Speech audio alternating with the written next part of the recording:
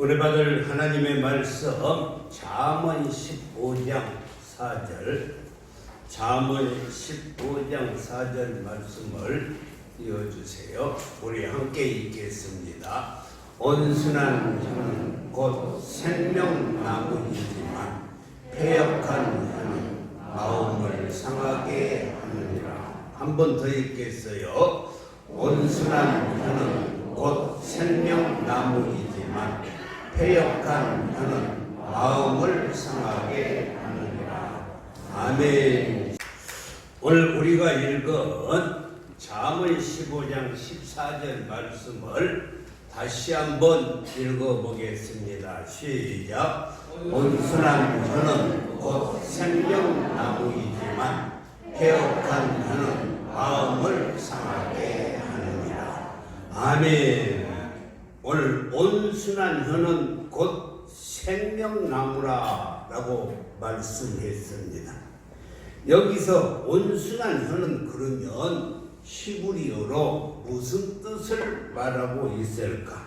그것은 히브리어로 마르페라라는 말인데 치료하고 마음을 진정시켜 준다라는 뜻이 있습니다. 그러니까 여러분들이 온순한 말을 할 때 듣는 사람으로 하여금 치료하는 말이 되고, 그리고 마음을 진정시켜 줄 수 있다라고 말할 수가 있습니다. 그래서 잠언 기자는 온순한 말을 듣는 사람들에게 생명나무이고 이는 살리는 언어라라고 말씀을 하고 있습니다. 사랑하는 성도 여러분, 생명나무라고 하는 것은 우리에게 살맛을 느끼게 해주고 생기를 불어넣어줄 뿐만 아니라 생동감과 생명력을 주는 것입니다. 그래서 우리가 사용하는 말이 대단히 중요한 것입니다. 우리가 오늘도 온순한 말을 할 때 많은 사람들이 상처에 치유를 받고, 그리고 마음에 걱정, 근심이 있는 사람들이 진정을 되찾을 수 있다라고 말할 수가 있는 것입니다. 요즘 시대는 얼마나 말이 험한지 모릅니다. 사람들의 말이 너무나도 거칠어졌어요. 폭언과 폭력의 말이 난무하고 있는 이 시대 속에서 우리 모든 사람을 살리는 치료의 말, 온순한 말을 통해서 두려움을 진정시키는 말을 할 수 있기를 주님의 이름으로 축복합니다. 그래서 가정에서나 교회에서 가장 좀 상비약이 있다면 그것이 무엇일까? 그것은 첫 번째로 무엇을 지적하는 것이 아니라, 너 그것 잘못돼서 이렇게 지적하는 것이 아니라 칭찬의 말과 감동적인 말을 해줘야 된다는 것입니다. 그래서 우리가 남을 지적하는 것을 점수로 준다면 1점을 줄 수가 있어요. 그런데 남을 칭찬하는 것은 3점을 받을 수가 있습니다. 그런데 남에게 말을 할 때 그 사람이 감동을 받으면 5점을 받을 수가 있다는 것입니다.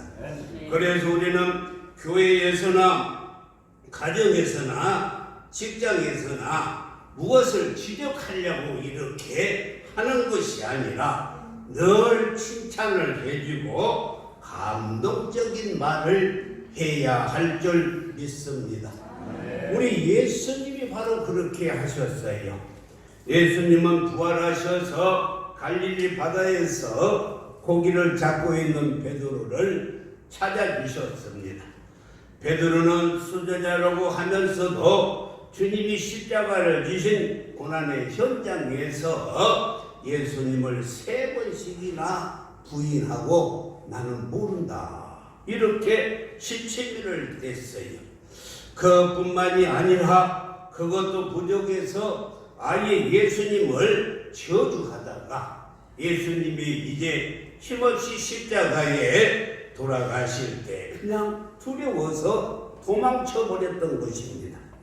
부활하신 예수님은 그런 베드로를 찾아주셨어요. 그리고 베드로의 실패 현장에서 찾아오셔서 하시는 말씀이 깊은 곳에 가서 그물을 던져라 하시고 많은 고기를 잡게 하셨습니다. 그리고 예수님께서 말씀하시기를 어떻게 말씀하셨느냐? 베드로야, 왜 너는 나를 부인한 거야? 너 왜 그날 나를 3번씩이나 저주하고 모른다고 한 거야? 너 왜 내가 십자가에 매달려 죽을 때 이게 어떻게 도망갈 수가 있지? 어떻게 그런 배신을 때린 거야? 하고 이렇게 예수님이 말씀하시는 것이 아니라 그건 전혀 나오지도 않습니다. 그리고 예수님이 뭐라고 그런 말씀하셨을까? 네가 이 많은 사람들보다 나를 더 사랑하느냐? 이렇게 예수님께서 말씀하셨어요. 이것은 베드로를 용서하는 예수님의 살리는 언어인 것입니다. 예수님이 베드로에게 용기를 주는 언어인 것입니다. 두려움에 떨고 있는 베드로에게 마음을 진정시키는 언어가 바로 예수님의 언어인 것입니다.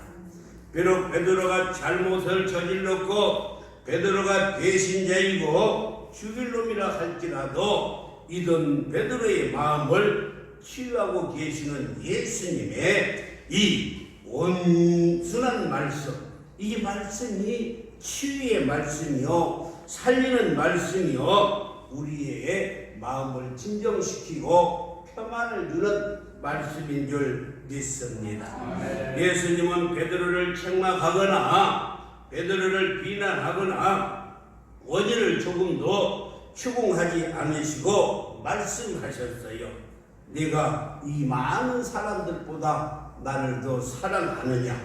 이 말은 베드로의 과거에 대해서 책임을 묻는 것이 아니라 앞으로의 삶을 잘 펼쳐나가자고 희망과 소망을 주는 말씀인 줄 믿습니다.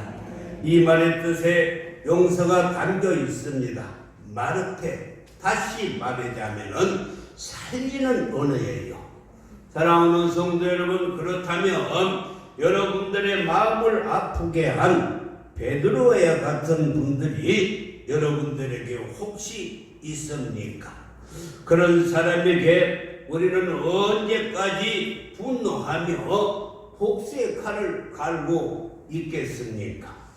먼저 다가서서 우리가 손을 내밀고 화해하고 악수를 청하고 온순한 말을 함으로 말미암아서 그에게 새 소망을 갖게 하고 평안을 갖게 해야 될 줄 믿습니다. 그럴 때만이 진정한 예수님의 제자가 되는 거예요. 그래서 마태복음, 요한복음 13장 35절에 보니까 너희가 서로 사랑하면 이로써 모든 사람이 너희를 내 제자인 줄 알리라. 우리가 이렇게 살리는 말을 할 때 모든 사람이 우리가 하나님의 아들이요 예수님의 제자인 줄 알게 된다는 것입니다. 너희의 착한 행실을 보고 너희가 내 제자인 줄 알리라. 우리의 살리는 말을 통해서 세상 사람들이 우리가 예수님의 제자라는 것을 알게 된다는 것입니다. 이렇게 예수님은 베드로에게 살리는 언어를 통해서 베드로를 치유해 주셨습니다. 그리고 불안에 떨고 있는 베드로의 마음에 평강을 주셨습니다. 치유받는 후에 베드로는 초대교회를 세우는 반석 같은 인물이 되었습니다. 이런 거룩한 회복이 우리 모두의 언어 속에서 일어날 수 있다면 하나님께서도 우리의 모든 삶을 통해서 영광을 받으시고 그리고 우리가 모두가 하나 되어서 서로가 하나 되어 합력하여 선을 이루는 신앙생활을 하게 될 줄 믿습니다. 어느 직장에서 이 해고된 가장이 있었어요. 해고의 절망스러운 가슴을 안고 집으로 돌아왔습니다. 그리고 사랑하는 아내에게 바로 말할 수가 없어서 쭈삣쭈삣하면서 해고된 사실을 말했어요. 그러자 아내가 이렇게 말했습니다. 능력도 없어가지고 직장에서 쫓겨나고 이제 뭘 먹고 살려고 그러냐고 이렇게 말하는 것이 아니라 그의 아내가 이렇게 말했어요.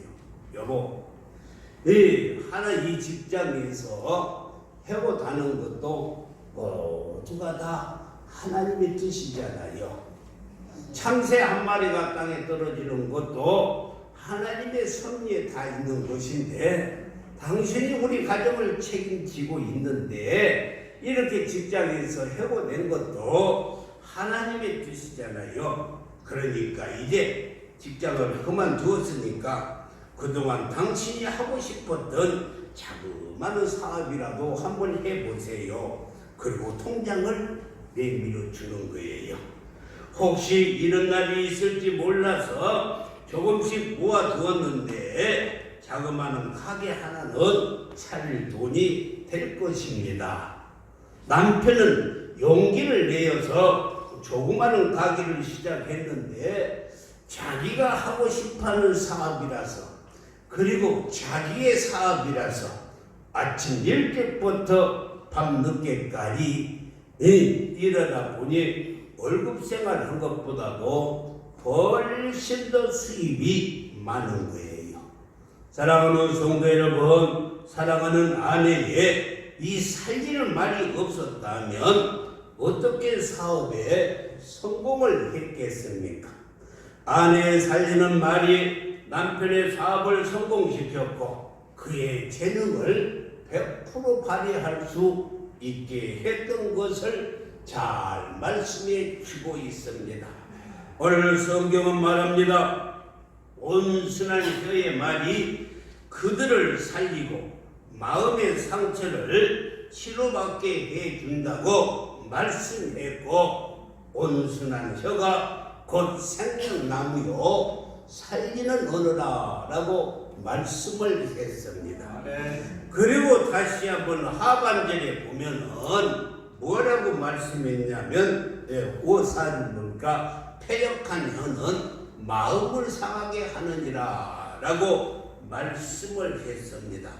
사랑하는 성도 여러분, 치료하고 살리는 말이 그런 말을 해야 될 텐데 패역한 말은 마음을 상하게 한다고 말씀했고 이 말은 다시 말하자면 인생을 무너뜨리는 말이 된다는 것입니다. 여기에서 패역한 혀라는 뜻은 무슨 의미를 가지고 있냐면 시구려를 보면 세레프라라는 말이 있는데 이것은 속이는 말이라는 거예요. 패역한 혀가 곡해하는 말이고 악용하는 말이라는 뜻입니다. 잠언 12장 18절에서도 이렇게 말씀했어요. 칼로 찌름같이 함부로 말하는 자가 있거니와 꼭 말하는 사람들이 칼로 꼭 찝는 것처럼 말하는 사람들이 있어요. 옆에 사람 한번 봐봐요. 꼭 그 사람이 그 사람 같아요. 그렇잖아요. 말을 할 때마다 그냥 칼로 찌르는 말을 한 것 같아요. 아무런 생각 없이 함부로 말하고 생각나는 대로 말하는 사람, 이런 사람이 다른 사람에게 깊은 상처를 준다는 것입니다. 전쟁터에서 총에 맞아 죽는 이 병사보다도 말에 상처를 받고 죽는 사람이 훨씬 더 많다는 것을 우리는 꼭 기억해야 될 줄 믿습니다. 우리가 살아온 말이지만 남에게 상처 주는 말이 많이 있어요. 교회 성도들 중에 몸무게가 이렇게 많이 나가는 사람들이 있지 않아요?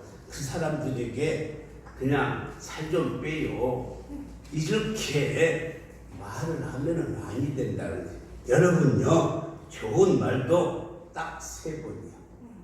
딱 3번. 그래, 좋은 말도 딱 3번.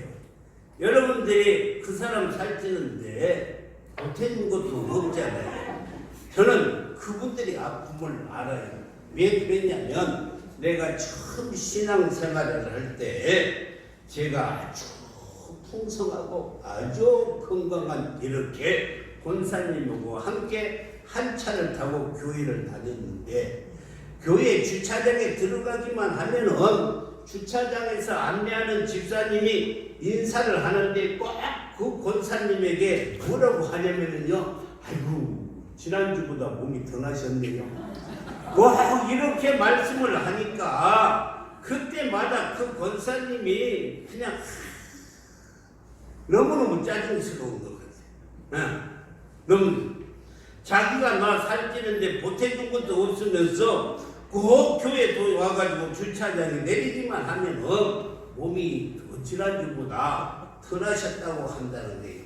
그 말이 얼마나 스트레스를 받은지 몰라요. 여러분들도 그런 마음이 들 때는 조용히 그냥 기도해 주시면 돼요. 또 반대로 몸이 바짝 말라서 뼈밖에 안 남은 사람들도 있잖아요. 이런 사람을 만나면은 제일 살 좀 쪄라고, 살 좀 쪄야지. 그게 뭐냐고, 일주일 동안 개 굶고 왔냐고, 이렇게 먹어서 살이 안 찌는 걸 어떻게 합니까? 그렇잖아요. 그런데 그런 사람만 되고 제일 살 좀 쪄라고, 그게요 스트레스예요. 살리는 말이 아니고 죽이는 말이에요. 그런 사람을 만나면 그냥 긍휼한 마음을 가지고 보약을 한 개 지어주든지, 아멘은 사람 한 사람도 없을 줄 알았어요. 보약이라도 한 개 지어주든지 아니면 침묵하든지 속으로 기도해 주어야 한다는 것입니다. 여러분, 시편 109편 17절 말씀을 보면은 그가 저주하기를 좋아하더니, 뭐하기를 좋아했다고요? 저주하기를 좋아하더니 그것이 자기에게 임하고, 축복하기를 기뻐하지 아니하더니 복이 그를 멀리 떠났다. 다시 말합니다. 저주하기를 좋아하니까 그 저주가 자기에게 임해요. 축복하기를 기뻐하지 않으니까 자기에게 올 복이 참 멀리 떠나버리는 거예요. 떠나서 저주하기를 좋아하더니 뭐하기를 좋아했다고요? 저주하기를. 여기서 말하는 저주를요 인수분해하면, 이럴 때는요 가방줄이 좀 길어야 돼요. 여기서 저주라는 말을 인수분해하면 원망하는 것, 불평하는 것, 부정적인 말하고, 시기, 질투, 판단, 정죄, 이 비방도, 이 모든 것을 하나로 말해서 저주라고 말할 수가 있어요. 저주라고. 그러니까 남을 판단하고 비방하고 시기하고 질투하고 정죄하고 원망하기를 좋아하더니 그것이 누구에게 임했다고요? 자기에게 임했다는 거예요. 바로 그 말입니다. 저주하기를 좋아하더니 그것이 자기에게 임하였다는 것입니다. 할렐루야. 누구에게? 자기에게. 그래서 심는 대로 거두는 거예요. 여러분요, 물질을 심는 것보다 100만 배나 더 중요한 것이 살리는 언어예요. 할렐루야. 물질을 심는 것보다 수천만 배 더 중요한 것이 살리는 언어를 통해서 그 사람에게 희망을 주고 소망을 주는 거예요. 할렐루야. 믿으시면 아멘. 가슴에 잘 새기시기를 바랍니다. 한국 교회 문제가 두 사람만 모이면 그냥 씹어대요. 두 사람만 보이면. 이런 사람들은요, 예배를 끝나고 내려가서 밥을 먹어도요, 식탁에 여럿이 앉아서 먹으면 얼마나 좋아. 그런데요, 저 한쪽 기탱이 앉아가지고 집사님 이렇게 불러요. 끼리끼리 몰아, 끼리끼리. 그러고 집사님 이렇게 불러가지고 모아가지고 밥을 처먹으면서도 그때부터 씹어대기 시작을 하네. 성도는요, 그걸 남을 죽이는 언어예요. 남을 죽이는 언어. 그뿐만이 아니라 그 저주가 자기에게 임하고 자기의 올 복이 저 멀리 떠나버리는 거예요. 할렐루야. 믿으시면 아멘. 맨날 저주하면서 이 정죄하고 판단하니까 그것이 너에게 임하였다라고 말씀을 했어요. 그 다음을 읽어보면은 축복하기를 기뻐하지 않으니 복이 그에게 멀리서 떠났다. 그럼 멀리 떠나온 복이 오게 같이 돌아오게 하려면 어떻게 해야 되는가? 내가 축복하기를 기뻐하지 않았더니만 복이 멀리 떠나버렸어. 그렇다면 멀리 떠난 복이 다시 오게 하려면 어떻게 해야 돼요? 축복하면 되는 거예요. 이렇게 쉽게 가르쳐주고. 그렇잖아요. 멀리 떠난 복이 다시 오게 하려면 축복하면 됩니다. 사촌이 땅을 사면 네가 배가 아프니까 네가 땅을 못 갖는 거예요. 못 갖는 거예요. 사촌이 땅을 살 때 기뻐하면 나도 땅을 가질 수가 있어요. 할렐루야. 네, 이런 것은요 좀 적어줘요. 사촌이 땅을 사니까 배가 아프니까 나에게도 땅이 없다. 살 수가 없어. 사촌이 땅을 살 때 기뻐하니까 나도 땅을 살 수가 있고 나도 축복을 받을 수가 있어요. 그럼 오늘부터 떠나가버린 복이 돌아오게 하기 위해서 우리는 어떻게 해야 된다고요? 만나는 사람마다 축복하세요. 축복합니다. 감사합니다. 고맙습니다. 축복합니다. 감사합니다. 축복하면 멀리 떠난 복이 다시 올 줄 믿습니다. 그 복이 어떻게 오냐면요, 내가 어제 저녁에 설교를 준비해서 떠나가는 복이 내가 감사합니다, 축복합니다, 건강하세요 이렇게 하면은 어떻게 복이 올까 하고 이렇게 하나님한테 물어봤더니 하나님이 이렇게 가르쳐 주시더라고. 날 보러 와요, 날 보러 와요, 날 보러 와요. 그렇게 축복이 온다는 거예요. 할렐루야. 이렇게요 우리가 축복하면 축복이 나를 보러 와요. 믿으시면 아멘. 그래서 우리 하나님은 언어를 통해서 역사하셔요. 우리의 언어를 통해서 하나님은 역사를 하셔요. 믿으시면 아멘. 다음은 민수기 14장 28절에 보면은 너희 말이 내 귀에 틀린 대로 내가 너희에게 행하리라. 내가 그를 축복하면은 축복해 주시. 믿으시면 아멘. 그러니까 우리는요 그 축복이 멀리 떠나버렸어도 우리가 다시 축복하면 멀리 떠난 복이 우리에게 온다는 것입니다.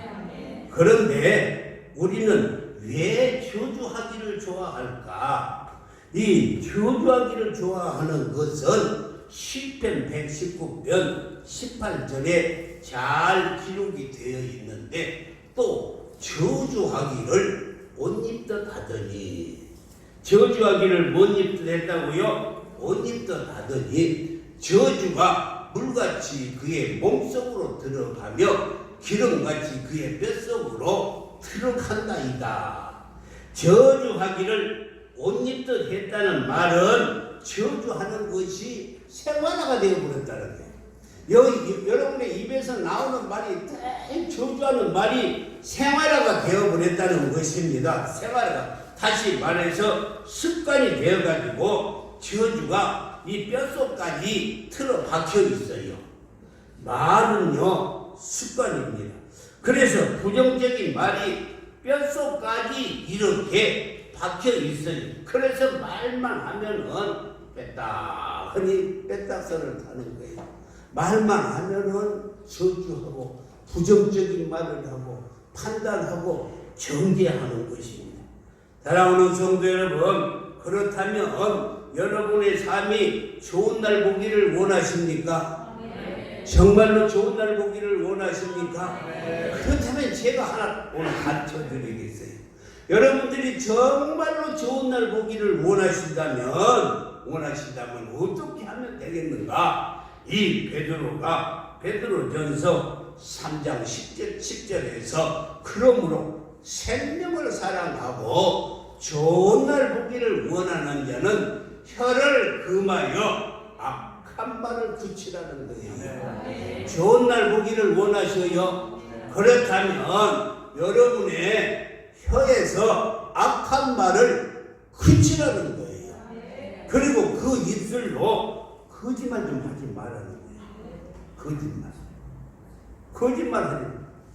사랑하는 성도 여러분, 생명을 사랑하고 좋은 날 보기를 원하는 자는 혀를 금하여 악한 말을 하지 말라는 말은 좋은 말만, 살리는 말만 하라는 거예요. 할렐루야! 살리는 말만 하라는 거예요.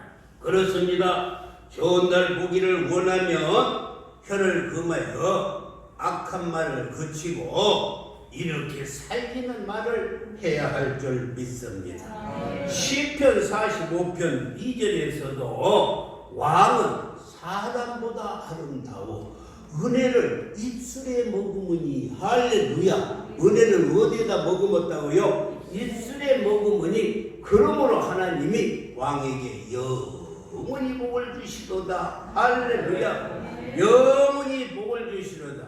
왕이 은혜를 입술에 머금고 사니까 하나님이 영원히 왕에게 복을 주셨어요. 여기다가 왕자를 빼고 여러분의 이름을 넣고 한번 해봐요. 여러분의 이름을 넣고 시작. 혜인이는 사람들보다 아름다워 은혜를 입술에 머금으니, 그러므로 하나님이 혜인이에게 영원히 복을 주시는 거다. 할렐루야. 그래요, 우리가요 은혜로운 말을, 살리는 말을 입술에 머금고 살면 하나님께서 영원히 복을 주신다니까. 할렐루야. 이 복이 있기를 주님의 이름으로 축원합니다. 우리가 은혜를 입술에 담고 살면 하나님께서 우리에게 영원히 복을 주신다는 것입니다. 영원히 복을 주세요.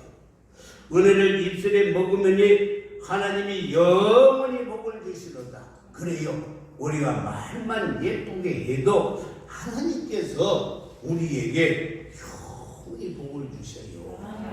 믿으시면 아멘. 심는 대로 거두는데 또 이야기하잖아요. 물질을 심는 것보다 은혜로운 언어, 살리는 언어를 하는 것이 몇 백배, 몇 만배 더 중요하다니까요.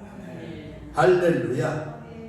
사랑하는 성도 여러분, 하나님을 사랑하십니까? 그렇다면 언제나 은혜로운 이 언어를, 살리는 은혜를 입술에 담고 축복하며 사시기를 바랍니다. 어려워도 하나님의 은혜입니다. 힘들어도 하나님의 은혜입니다. 고통스러워도 다 하나님의 은혜입니다. 환난이 와도 하나님의 은혜입니다 라고 하나님의 은혜를 입술에 담고 살기만 하면 하나님께서 영원토록 복을 주셔요. 할렐루야. 자, 그럼 어떻게 하면 은혜로운 말, 살리는 말을 할 수가 있을까? 그의 첫 번째, 내 마음에 생명의 말씀이 있어야 살리는 말을 할 수가 있어요. 아멘. 그러니까 이 마태복음 12장 34절에 보면은 독사의 자식들아, 너희는 악하니 어떻게 선한 말을 할 수 있느냐? 악한 자 어떻게 선한 말을 할 수 있겠어요? 이는 마음에 가득한 것을 입으로 말하는 거예요. 우리 안에 있던 것이 입으로 나타나는 것입니다. 그래서 우리는 생명의 말씀, 진리의 말씀, 살리는 말씀이 우리 안에 있어야 된다는 것입니다. 할렐루야. 믿으시면 아멘. 35절에 보니까 선한 사람은 그 쌓은 선에서 선한 것을 내고, 그러니까 자기가 가지고 있는 선을 쌓아놓은 것 가지고 선을 내는 거예요. 악한 사람은 그 쌓은 악해서 악한 것을 내느니라. 할렐루야. 그래서 우리가 큰 선한 것을 쌓아놔요. 믿으시면 그래야 그 선한 것이 나오는 거예요. 여기에다가 시기, 미움, 질투, 비방, 정죄 이런 것을 넣으면 시기, 질투, 비방, 정죄가 나와요. 그런데 선한 것을 쌓으면 축복, 감사, 할렐루야, 아멘을 누르면 말끝마다 아멘이 나와. 근데 여러분들은 아멘을 안 넣었기 때문에 목사님이 설교를 해도 아멘이 안 나와. 아멘이 안 나와. 아멘은 그렇습니다. 내일도 이루어질 줄 믿습니다. 나도 그렇게 될 것입니다. 이런데 아멘이 안 나와. 할렐루야. 36절을 보면은 내가 너희에게 이르노니 사람이 무슨 무익한 말을 하든지 심판날에 이에 대하여 신문을 받는다. 우리가 이렇게 말을 하는 건 나중에 하나님의 기록책에 다 기록이 돼 있어요. 그러니까 주님 만났을 때 신문을 받아요. 할렐루야. 그리고 37절에서는 네 말로 의롭다함을 받고 내 말로 정죄함을 받으리라. 내가 의로운 말을 하면 의롭다함을 받고 내가 누구를 정죄하면 정죄함을 받는 것입니다. 사랑하는 성도 여러분, 우리의 마음은 마치 컴퓨터와 같아요.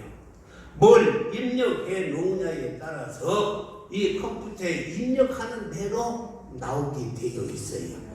컴퓨터 용어 중에 기고라는 말이 있는데, 기고라는 말은 쓰레기가 들어가면 쓰레기가 나온다 이 말이에요. 쓰레기가 갑이지 인, 그러니까 쓰레기가 들어가면 갑이지 아웃, 쓰레기가 나오는 거예요. 좋은 것이 들어가면 좋은 것이 나와요. 굿 인. 좋은 것이 들어가면 굿 아웃. 그렇게 우리가요 무엇을 담느냐가 중요합니다. 우리 마음속에 분노와 미움과 세상적인 가치가 들어가면 그것이 말이 되어 나오는 거고, 하나님의 말씀이 내 마음속에 들어가면 이웃을 남을 살리는 언어가 되어서 나온다는 것입니다. 두 번째, 살리는 말을 할 수 있도록 그래서 우리는 늘 기도해야 돼요. 할렐루야. 시편 141편 3절에 보면 이렇게 기도했어요. 여호와여, 내 입에 파수꾼을 세우시고 내 입술에 문을 좀 지켜주세요 하고 이렇게 기도했어요. 여러분요, 내 입에 파수꾼을 세워달라고 기도해야 돼요. 그리고 내 입술을 나쁜 말이 나가지 않도록 지켜달라고 이렇게 기도해야 될 줄 믿습니다. 여러분들도 이런 생각을 했을 것입니다. 이 말을 하면 안 되지. 그때 입술에 파수꾼을 세워주세요 하고 기도를 해야 된다는 것입니다. 그뿐만이 아니라 세 번째로 살리는 말을 하는 것은 훈련에 의해서 되어지는 거예요. 야고보서 1장 26절에 보면은 누구든지 스스로 경건하다 생각하며 자기의 혀를 재갈 물리지 아니하고 자기의 마음을 속이면 이 사람의 경건은 뭐라고요? 헛것이라는 거예요. 재갈 먹인다는 것은 입에 새 줄을 이렇게 물리는 걸 말해요. 그 말에게 이렇게 재갈 먹이잖아요. 재갈을 물리는 것은 통제가 필요한 것입니다. 사랑하는 성도 여러분, 우리의 언어 생활에 있어서 통제 훈련이 있어야 돼요. 정말 해야 될 말과 하지 말아야 될 말을 가려서 할 수 있는 우리가 되어서 주님을 닮아가야 될 줄 믿습니다. 다시 보면은 이 야고보서 1장 26절 다시 보면은 자기 혀를 재갈 물리지 아니하고 자기 마음을 속이면 이 말은 마음속에 성령의 감동이 있는데도 불구하고 자기를 통제하지 않는 것입니다. 그럴 때 이 사람의 경건은 헛것이라는 거예요. 말로만 하는 것이라는 것입니다. 말로만. 우리 모두의 경건을 평가할 수 있는 기준은 어디에 있느냐? 그것은 바로 우리의 언어에서부터 나오는 거예요. 우리의 언어. 우리 입술에서 나오는 말이 성령의 통제를 받은 언어가 될 때 그 사람을 우리가 뭐라고 하느냐? 경건한 사람이라고 말할 수가 있어요.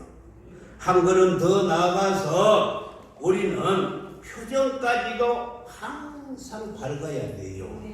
예수 믿는 사람들이 항상 표정도 밝아야 합니다. 사람은 무슨 마음을 먹느냐에 따라서 얼굴 표정도 달라져요. 우리 사랑하는 모든 성도들의 다 이런 말을 들었으면 좋겠어요. 나곤처럼 성도들은 어떻게 그렇게 잘생기고 모르는데 표정은 어찌 그렇게 밝은지 몰라. 이런 말을 들었으면 좋겠어. 우리 나곤처럼 성도들은 어떻게 그렇게 표정이 밝은지. 할렐루야. 할렐루야. 이렇게 우리 얼굴이 또 하나의 살리는 언어가 되면은 참 좋겠습니다. 잠언 18장 21절에서 죽고 사는 것이 혀에 심에 달렸나니, 그러니까 죽고 사는 것이 혀에 벌새에 달렸어요. 혀를 쓰기를 좋아하는 자는 그의 열매를 먹으니라 라고 말씀했어요. 그러니까 하나님은 우리의 입에서 나오는 말을 통해서 역사하시고 우리의 언어를 통해서 하나님이 역사하신 줄 믿습니다. 할렐루야. 그래서 물질을 심는 것보다도 100만 배나 더 중요한 것은 오늘 명심하세요. 기억하세요. 살리는 언어를 심어주는 거예요. 자녀들에게도 소망의 언어를 심어주는 거예요. 할렐루야. 물질을 주는 것보다 심는 것보다 그것이 몇 백만 배 더 유익하다는 것입니다. 이 살리는 언어에는 듣는 이들에게 이 상처받는 마음을 다 치유받게 하고 마음에 감동을 시켜주어서 그 사람이 소망을 갖고 희망을 갖게 되는 줄 믿습니다. 사랑하는 성도 여러분, 여러분의 언어가 항상 이웃을 살리는 언어가 되기를 주님의 이름으로 축원합니다. 여러분들이 항상 이웃을 살리는 언어가 될 때 하나님께서 영원토록 그에게 복을 주시리라 라고 말씀했어요. 복 받기를 원하십니까? 그렇다면 여러분들이 항상 살리는 언어, 할렐루야, 소망의 언어를 늘 심으면 하나님께서 영원토록 복을 주신다라고 약속했습니다. 이 약속을 믿으시고 여러분의 마음속에서 쌓은 이 선이 살리는 언어가 되기를 주님의 이름으로 축복합니다. 기도하겠습니다.